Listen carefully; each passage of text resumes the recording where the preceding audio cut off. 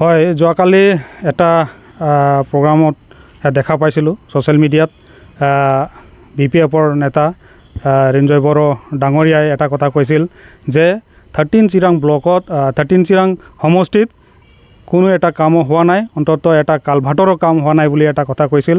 কিন্তু আমি ৰিঞ্জয় বড়ো ডাঙৰীয়াক ক'ব বিচাৰিছোঁ, আপুনি জাউলাবাৰী গাঁৱত আহিব, তেনেকুৱা কিছুমান গাঁৱত আহিব, চাই ল'ব যে EPPৰ চৰকাৰৰ দিনত কামটো হৈছে নে হোৱা নাই।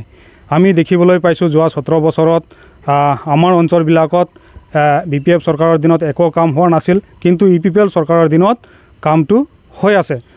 EPPL চৰকাৰক আমি ভাল পাইছোঁ, কাৰণ EPPL চৰকাৰে আমাক দি আছে। EPPL চৰকাৰৰ দিনত শান্তিৰ এটা পৰিৱেশ আহিছে, য'ত শান্তি থাকিব তাতে উন্নতি নিশ্চয় হ'ব।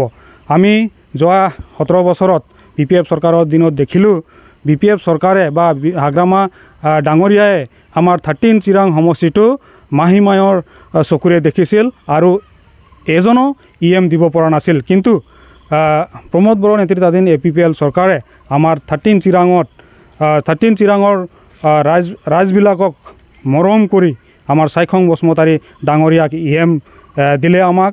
আমি নথৈ আনন্দিত আছোঁ আৰু আগন্তুক 2025ৰ যিটো ইলেকশ্যন, সেই ইলেকশ্যনত আমি চাইখং বসুমতাৰী ডাঙৰীয়াক বিপুল ভোটত জয়ী কৰাম।